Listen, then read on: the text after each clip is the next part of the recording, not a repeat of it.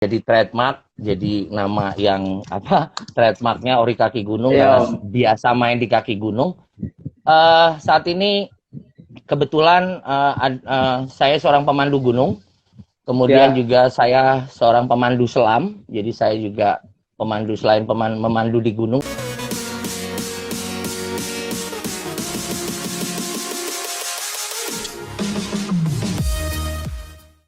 Assalamualaikum warahmatullahi wabarakatuh.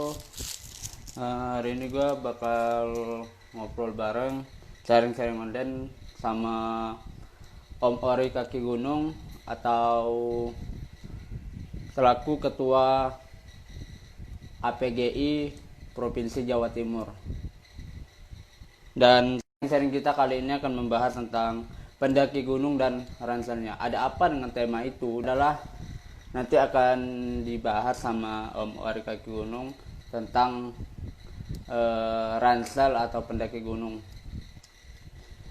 Oke, kita ini udah ada Om Ori Kaki Gunung dan kita langsung saja bergabung dengan Om Ori. Halo Om, Assalamualaikum. Waalaikumsalam. Halo Din.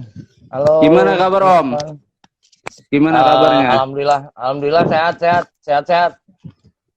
Oke Om, tema kita kali ini tentang ini Om, tentang pendaki gunung dan ranselnya. Mungkin sebelum kita membahas lebih dalam nih Om, boleh nggak Om kenalin dulu Om siapa?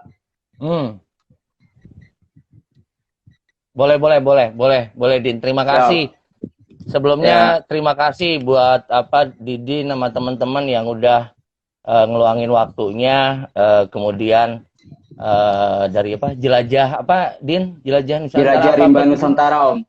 Jelajah Rimba Nusantara yang sudah memberikan ruangnya untuk kita bisa ngobrol malam ini.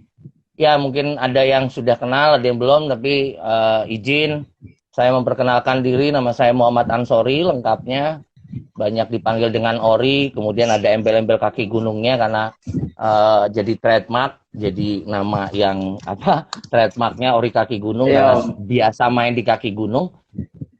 Saat ini kebetulan saya seorang pemandu gunung, kemudian juga saya seorang pemandu selam, jadi saya juga pemandu selain memandu di gunung, saya juga memandu selam, kemudian banyak aktif di rescuer juga.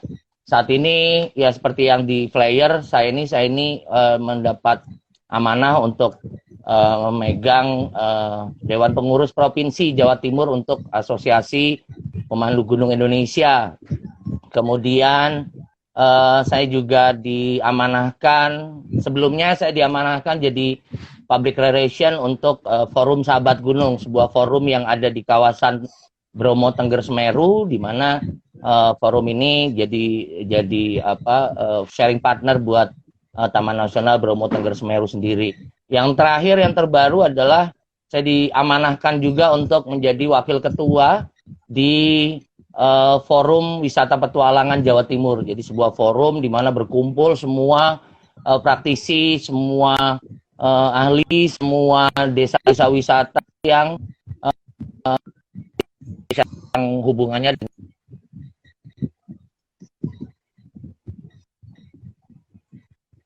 jadi wildlife video, tetap jadi wildlife videographer dan fotografer gitu Din. Oh, jadi videografer dan fotografer di gunung Om, itu Om?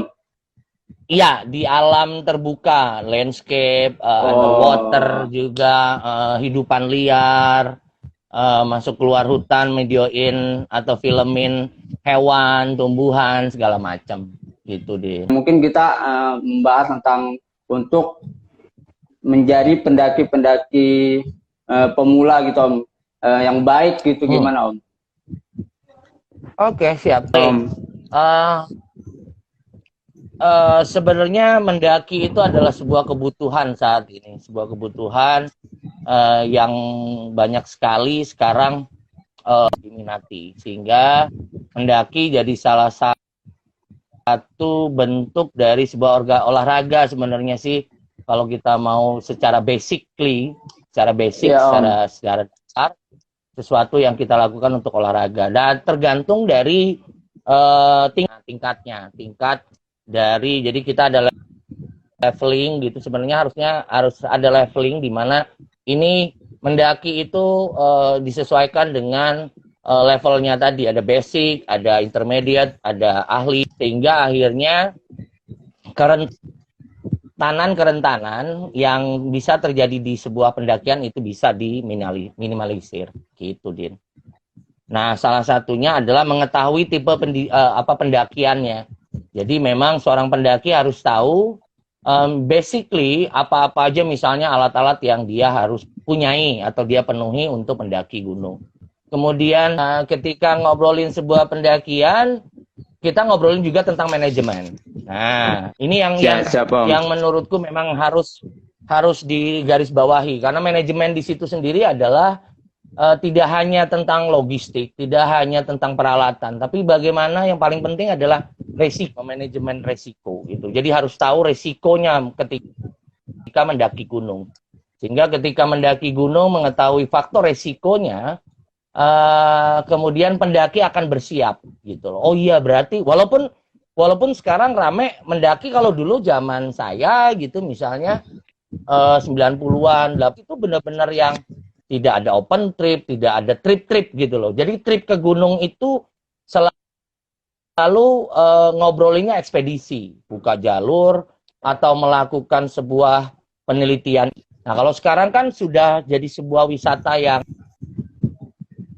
masif, yang besar gitu loh. Sehingga akhirnya mendaki itu tidak hanya untuk sebuah petualangan, yang banyak orang naik gunung itu tidak hanya sekedar mencari sensasi petualangannya saja seperti dulu, tapi hanya sekedar untuk sebuah konten, hanya sekedar untuk sesuatu yang mendeklar dirinya bahwa saya pendaki loh. Jadi kalau sekarang tuh kayak yang kalau nggak mendaki itu nggak oke, nggak kekinian. Nggak oke, ya bener Om. Nah itu yang harusnya tadi fungsi manajemennya harus secara holistik atau secara menyeluruh dipenuhi unsurnya oleh seorang pendaki ketika dirinya seorang pendaki. Jadi harus paham alat-alatnya, apa yang harus dia punyai, apa yang harus dia penuhi, bagaimana mengelolanya, bagaimana mencapainya, bagaimana juga paham dengan risiko yang ada ketika melakukan sebuah pendakian. Nah ini mungkin terutama di garis bawahi yang manajemen risiko. Aku tidak ini makin lama grafiknya makin turun gitu. Grafiknya makin turun. Gitu, Din. Oke, Om. Ini untuk alat paling utama yang harus dipersiapkan oleh pendaki-pendaki pemula ini apa-apa aja, Om? Yang paling utama gitu, Om. Oke, itu alat ya. Dah. Iya. Nanti kita masuk di alat. Sesuai dengan tema kita malam ini, pendaki gunung dan ransel, aku setuju dengan tema dan ranselnya. Ransel itu tidak hanya secara harfiah, tidak hanya sebuah tempat untuk membawa barang, gitu loh. Tapi di dalam ransel itu tadi jadi sesuatu yang simbolik juga, simbolis, artinya tidak hanya barang-barang yang diisi di situ. Ransel ini plus dengan kemampuannya, skillnya, pengetahuannya, sikapnya. Jadi skill, knowledge, attitude-nya itu gabung semua di dalam ransel itu. Kenapa dulu orang lebih banyak ranselnya besar misalnya ya? Sebuah simbolik di mana bahwa saat itu memang ransel itu besar-besar itu karena sampai sekarang saya juga tetap seperti itu, membawa ransel yang besar tidak, walaupun bawa ransel kecil juga kan dengan medan. Disesuaikan dengan tempat pendakian kita. Nah, itu yang namanya manajemen resiko gitu loh. Itu masuk di dalam sebuah manajemen resiko, Din.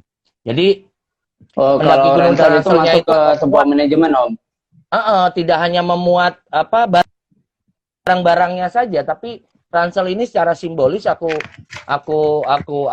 definisikan sebagai sesuatu yang penuh dengan, pendaki gunung itu harus punya skill, harus punya attitude. Jadi harus punya pengetahuan yang banyak, mau belajar, kemudian kemampuan ya, bagaimana mengorganize, bagaimana kalau untuk alat menggunakan alatnya, ketika bagaimana mendirikan tendanya. Tenda aja ada beberapa tipe, geodesik, ini itu segala macam ya, prisma segala macam. Kemudian jauh dari itu juga kita harus punya attitude, harus punya sikap. Bagaimana bersikap soal berpapasan dengan pendaki lain, kemudian menyikapi sebuah permasalahan di dalam kelompok, itu sikap, itu attitude. Baru setelah itu masuk ke peralatan-peralatan.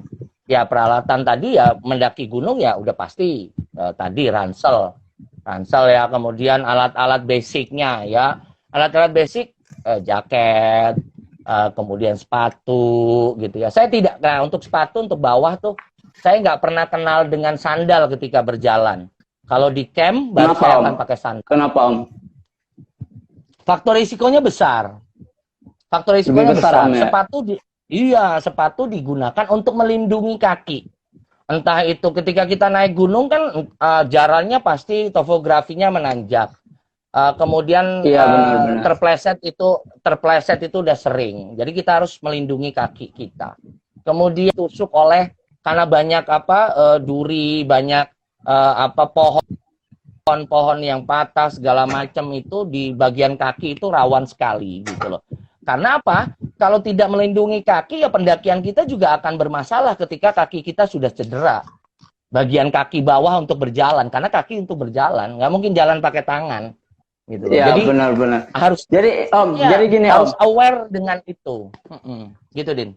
Ya, Din. Jadi gini, Om, banyak orang yang katanya kalau pakai sepatu itu keras, terus harus pakai, dia nggak bisa pakai sepatu, harus pakai sandal. Jadi menurut Om gimana tuh, Om, untuk menyikapi hal itu? Iya, oke. Ada berapa orang yang teman-teman yang masih pakai gue nggak nyaman pakai sendal gitu, pakai sepatu. Iya, Gue pakai sepatu. terbiasa pakai Iya, sendal. Iya betul, nggak apa-apa sih sebenarnya. Cuma lagi bahwa ketika sudah terbiasa tadi, coba sekarang biasain pakai sepatu gitu loh. Iya, benar-benar. Yang jadi underline adalah terlindungi untuk masalah-masalah tadi keseleo, kemudian tertusuk ruang ranting, terkilir segala macam gitu loh. Nah, karena apa? Karena ketika sudah cedera tadi tidak hanya dirinya sendiri gitu loh, tapi orang susah gitu loh. Nah, itu yang disebut dengan manajemen risiko. Ketika seorang pendaki gunung tidak bisa menilai keselamatannya untuk dirinya sendiri, bagaimana menilai untuk orang lain? Gitu loh. Kalau dia nggak aware, dia nggak sadar dengan dirinya, bagaimana dia akan aware dengan orang lain? Kan parameternya jelas, Din, gitu loh. Jadi saya bukan menentang dengan orang yang suka pakai sendal, tapi saya lebih menganjurkan untuk naik gunung itu pakai sepatu. Sendal ada tempatnya sendiri. Ketika saya tetap bawa sendal naik gunung, tapi saya gunakan ketika saya sudah di base camp. Artinya ketika misalnya naik Semeru ya, ketika sudah di Ranukumbolo beristirahat, beraktivitas di sekitar camp, itu saya pakai sendal, nggak mungkin pakai sepatu gitu loh. Tapi ketika saya berjalan, saya lebih pakai sepatu, lebih cepat dibandingkan dengan pakai sendal bagi saya. Daripada sendal, ya, benar, Om. Iya, logikanya seperti itu tuh. Oke. Nah, Oke, gini Om. Kalau fisik itu kan kadang masuk ke faktor risiko ya Om. Kalau fisik Om. Nah, jadi kalau buat teman-teman nih yang baru pemula, kan kadang dia bertanya nih, kalau gua mau ikut ke gunung, apakah gua harus olahraga atau apakah fisik gua harus kuat atau gimana? Cara menanggapi hal tentang fisik ini gimana Om? Fisik sangat berpengaruh terhadap kondisi kita ketika mendaki gunung, dan itu jadi sebuah keharusan mutlak ya untuk punya fisik yang sehat ya, udah pasti sehat. Kemudian tahu dengan kondisinya gitu. Yang seperti tadi faktor resiko tadi. Karena ketika naik gunung artinya kita melakukan sebuah aktivitas gitu loh. Makanya ketika ngobrolin naik gunung pun konsumsi minum aja itu 2 kali lebih banyak dibandingkan kita beraktivitas biasa di rumah atau ketika kita bekerja di tidak naik gunung gitu atau bekerja gitu, kita bekerja di kota gitu lah, ibaratnya seperti itu 2 kali dia kebutuhannya gitu loh, untuk minum saja gitu, artinya Untuk minum aja. artinya ketika mendaki gunung ya yang pastikan diri kita tuh sehat ya, sehat jasmani gitu loh, sehat jasmaninya, fisiknya harus sehat. Bisa dilakukan dengan apa ya? Terbiasa untuk melakukan ketika mau mendaki gunung misalnya seminggu lagi jogging gitu loh, fisik sedikit gitu, jogging atau bersepeda gitu-gitu untuk menjaga kebugaran tadi. Karena yang dibutuhkan oleh mendaki gunung itu bukan, kalau yang sudah terbiasa sih seperti orang yang suka trail running itu mereka terbiasa dia ini, tapi terbiasa karena dia juga melakukan latihan, melakukan training gitu loh. Jadi sebelum dia lomba lari atau dia trail running ke gunung, dia lari-lari di latihan gitu, lari segala macam. Sama kita mendaki gunung pun seperti itu harusnya. Sehingga faktor resiko yang ketika kita naik gunung gitu, ketika kita melakukan aktivitas pendakian, salah satu yang berkaitan dengan fisik itu bisa dikurangi, diminimalisir, atau malah tidak ada sama sekali gitu loh. Entah akhirnya seperti yang banyak orang takutkan, banyak obrolin, hipotermi pemicunya apa ya? Fisik juga, kondisi fisik yang tidak baik. Itu juga ada faktor-faktor resiko lainnya, penggunaan peralatan yang kurang pada tempatnya, kurang pas dengan tempatnya segala macam. Makanya pendaki gunung dan rendah yang kenapa Ori juga gue ngajuin itu sebagai sebuah tema, karena yang pengen message-nya gini, pesannya gini, mendaki gunung itu tidak mudah. Mendaki gunung itu perlu banyak hal yang dipersiapkan, perlu banyak hal yang diketahui. Walaupun even open trip misalnya, tetap aja gitu loh. Kamu harus mempersiapkan diri kamu gitu loh. Apalagi ketika ngobrolin open trip misalnya, kamu sepenuhnya menggantungkan pada kondisi open tripnya atau orangnya. Ya kalau orangnya capable, kalau enggak, kalau terjadi sesuatu. Nah, artinya untuk mengurangi risiko itu, kita sendiri juga harus well prepare. Artinya kita juga harus bersiap dengan baik gitu, dengan baik. Gitu. Jadi fisik sangat penting dan itu bisa dilakukan dengan seminggu misalnya sebelum pendakian, Din, kita melakukan jogging ringan gitu loh, segala macam. Kayak gitu Din. Itu minimal berapa menit Om kalau kita mau latihan fisik? Apakah ada waktu yang harus kita lakukan untuk latihan fisik nih Om? Ya pasti, kalau untuk gunung-gunung yang tinggi, ekspedisi panjang gitu, dia lebih ke endurance. Jadi hitungannya adalah ketika kita sesuainya dengan apa yang akan kita lakukan. Mendaki misalnya ke Kartens Piramid gitu loh misalnya, tapi lewatnya Ilaga atau Sugapas itu ya, ini berarti jalannya jauh nih panjangnya, kita harus latihan lebih intensif lagi. Ada latihan yang untuk meningkatkan endurance-nya, VO2 max-nya, ada istilah VO2 max, oksigen limpahan segala macam, berapa ada hitungannya, jadi lebih complicated. Nah itu makanya pendaki gunung dan ranselnya ini cocok untuk ngobrolin itu. Artinya bahwa mendaki gunung tidak semudah apa yang dibayangkan. Banyak hal yang harus dikuasai, banyak hal yang harus dipelajari. Bukan berarti naik gunung itu nggak bisa dilakukan siapa saja, bisa. Yang penting adalah bagaimana menjadi seorang pendaki yang safe, aman, gitu loh. Jadi makanya saya punya moto untuk belajar dan belajar. Ini bagian dari itu, edukasi, belajar bersama dan sama-sama belajar. Nggak pernah ada kata putus untuk belajar gitu. Saya sampai sekarang pun masih tetap belajar, even baru gitu, saya tetap belajar gitu loh, segala macam. Gitu Din. Oke Om. apakah dari Om Ori sendiri ada buka buat apa materi-materi yang harus dipelajari tentang pendakian gunung, Om? Apakah Om sendiri ada buat kayak kelas gitu, Om? Iya, ada di event-event tertentu gitu. Aku juga kadang kan ada yang aplikasi lapangan, artinya teman-teman ngundang aku, kemudian kita belajar bareng mengaplikasikan sesuatu bareng gitu loh.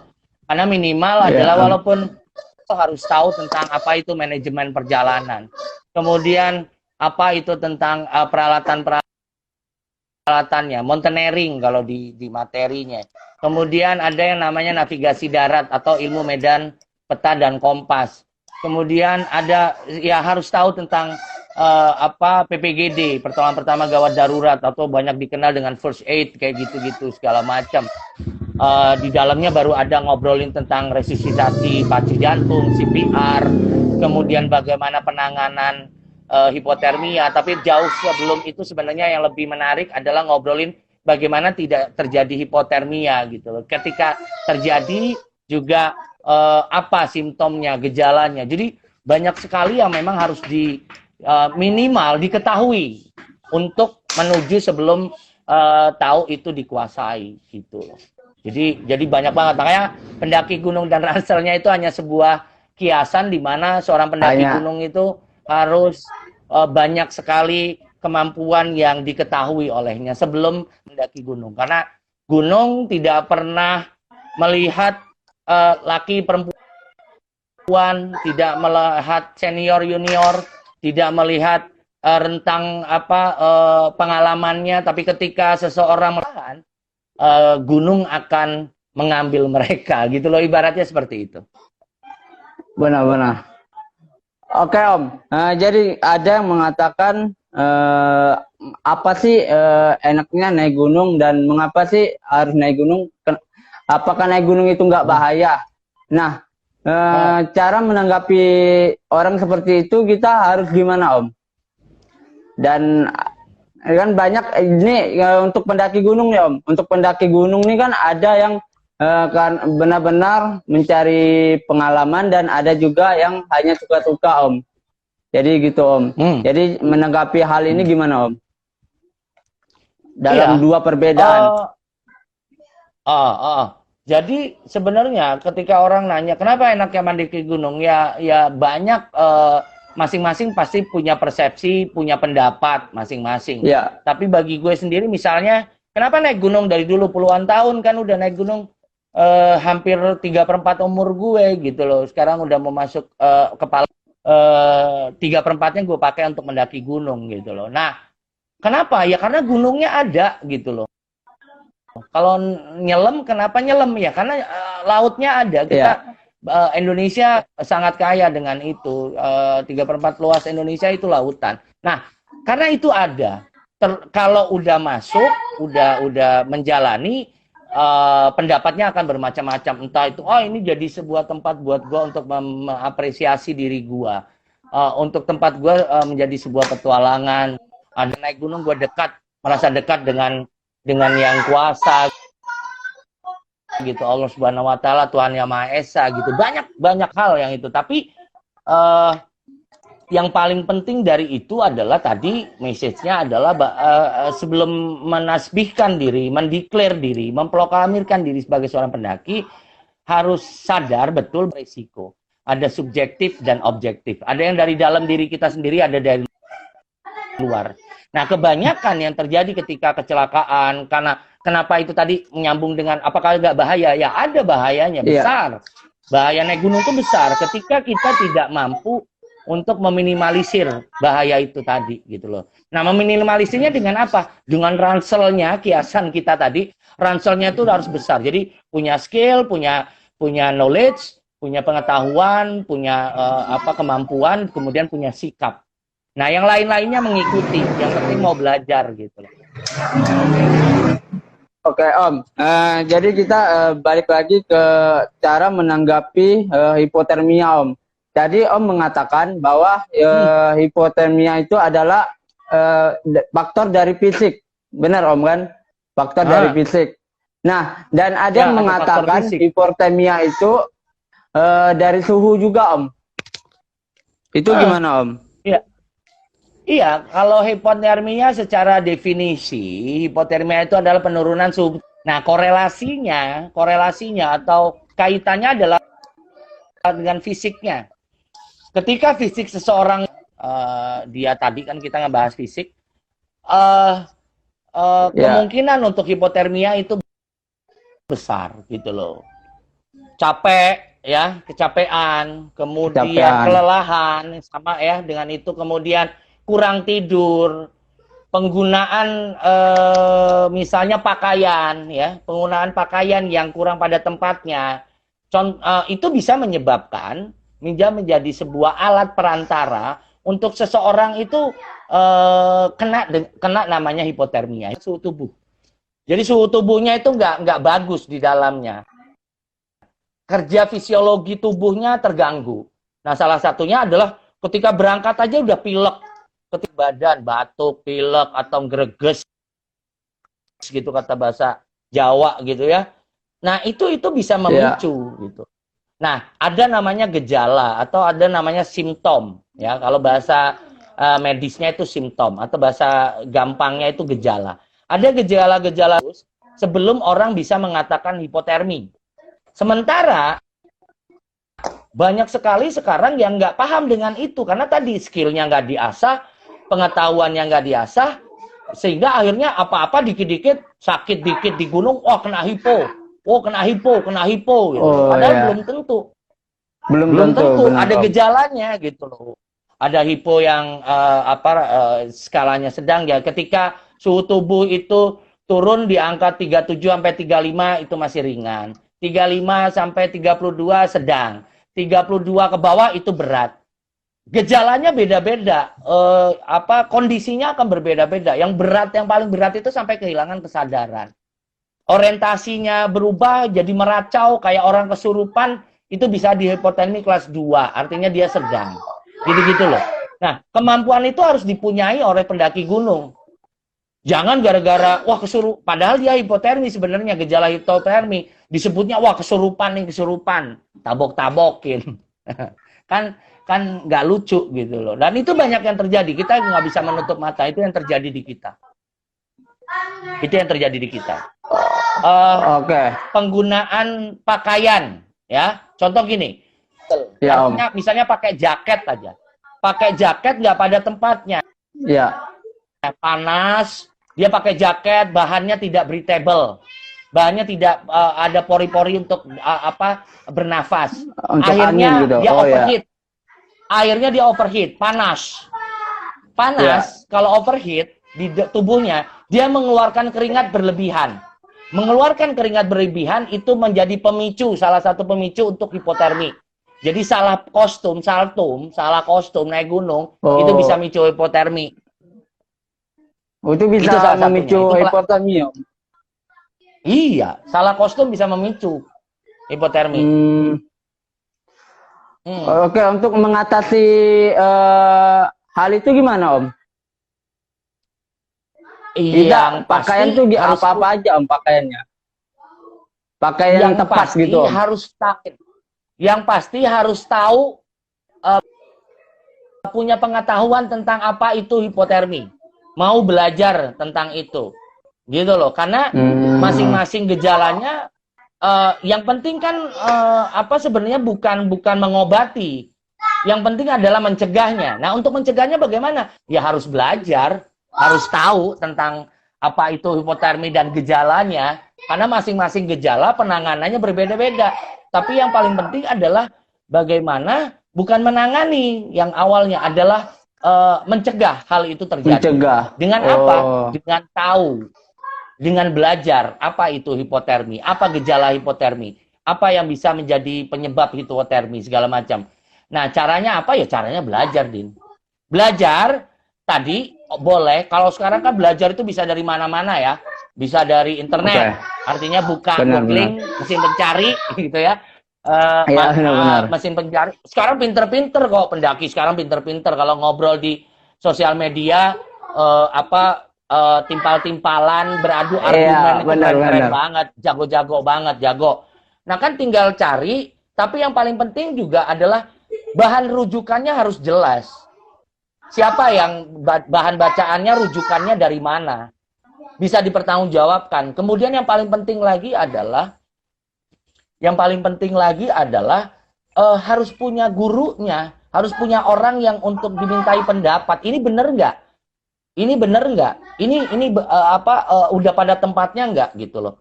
Wong sekarang kita aja dari kecil sampai perguruan tinggi misalnya kita belajar dan ada gurunya. Benar, Om.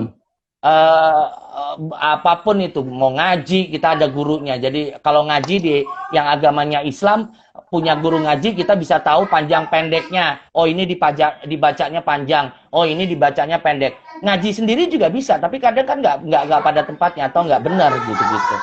Nah yang repot adalah merasa pintar, merasa sudah, padahal ilmunya didapatkan dengan membaca saja, tapi tidak ada gurunya. Itu yang bahaya.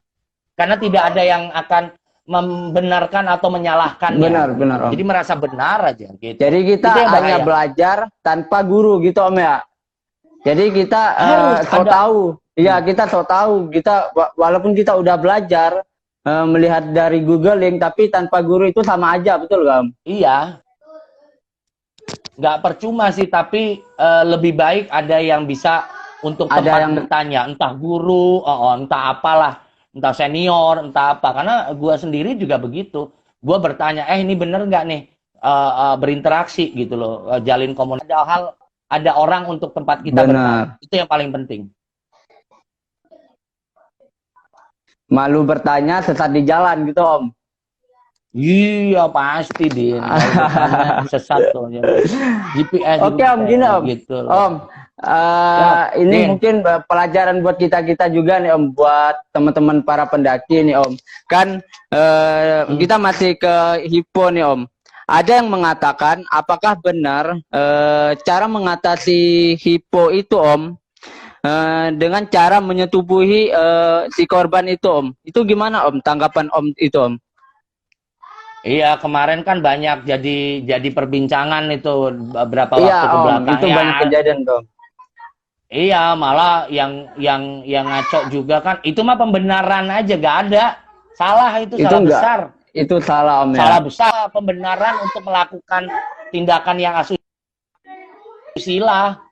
Pembenaran itu mah. Goblok itu kalau gue tolol, itu setan. Benar, Om, benar. Sama halnya ketika ngobrolin sekarang ada juga tuh kemarin gue tisu magic dijadikan pembenaran untuk keram. Untuk keram misalnya, katanya keram. Wah, salah besar. Salah besar. Oh, itu, untuk benar, keram, Om. loh, udah ada obatnya kok, untuk penanganan kondisi itu, mau keram, mau apa, itu udah ada semua. Ngapain pakai, tanya, oh iya kita kan survive gini, ya nggak bisa. Di mana-mana itu kan disiapkan itu sebelum kita mendaki. Di obat untuk keram, bukan beli tisu magic gitu loh. Nggak ada jadi Om, Om, apakah sama kayak tisu magic sama itu kayak boleh dibawa, Om? Misalnya. Nggak bisa. Oh, ya. Apa, Din? Apakah ada yang mengatakan kita boleh aja bawa tisu magic di gunung, Om? Tapi asalkan kita bawa turun itu, Om, sampahnya. Gimana tanggapan Om? Sih. Enggak. Sama aja, Om, ya? Aku sih enggak. Aku enggak. Enggak setuju, Om. Enggak. Ya karena kalau itu hanya sebuah pembenaran untuk bawa itu buat apa? Oh ya, kan tadi aku bilang, oh buat keram, untuk ngatasin keram, untuk membantu ketika teman-teman ada yang keram. Iya, bawa obat untuk keram, mulai dari yang spray kayak orang-orang pemain bola itu ya, spray atau atau analgesik lah, bawa aja analgesik gitu loh. Nggak perlu dipijit, kan keram nggak boleh dipijit gitu loh. Nah itu yang aku bilang, dengan pengetahuannya harus tahu gitu loh, sehingga akhirnya tidak sebuah proses di mana membenarkan apa yang dilakukan gitu. Padahal di materi kita, di knowledge kita, di skill kita itu tidak termasuk. Salah satunya adalah misalnya penggunaan kondom. Kan sekarang rame tuh kemarin. Oh, bawa Iya, kondom bener ke Om. gunung untuk nampung air, untuk ini. Ngapain lo bawa kondom kalau untuk Untuk ya. nampung air? Ya lo bawa jerigen air, bawa tumbler, bawa apa sudah ada kok gitu loh. Itu hanya Itu pembenaran hanya sebagai saja, alasan walaupun Om. nggak. Kalau gua sih buat yang kayak Sama gitu aja, no. bener Om, bener. Iya, bener Om, No. bener. Nah, ya gue berharap juga teman-teman yang punya sosmed, yang punya apalagi dia mengelola Ya. sebuah sosmed di mana itu komunitas, tidak memberikan peluang untuk hal-hal seperti itu yang katanya edukasi, tapi salah gitu loh. Itu jangan, jangan gitu. Difilter lah, difilter. Masing-masing admin atau moderator atau apa entah itu yang di Instagram atau di Facebook harus punya kemampuan juga untuk mengelola grupnya gitu. Mengetahui grupnya udah namanya tentang pendaki gunung, namanya tentang kegiatan di alam terbuka. Ya harus paham dengan kontennya. Sehingga kontennya ya konten edukasi, ya kontennya tentang gunung, bagaimana manajemen perjalanan, bagaimana navigasi, selain dari yang lain-lain juga boleh, hanya sebagai sebuah tempat untuk apa mengapresiasi diri dengannya di gunung A di gunung B, iya nggak apa-apa, nggak masalah, tapi konten-konten yang berbau-bau apa pembenaran sesuatu yang sebenarnya tidak ada tapi jadi ada, itu jangan sampai kayak gitu loh.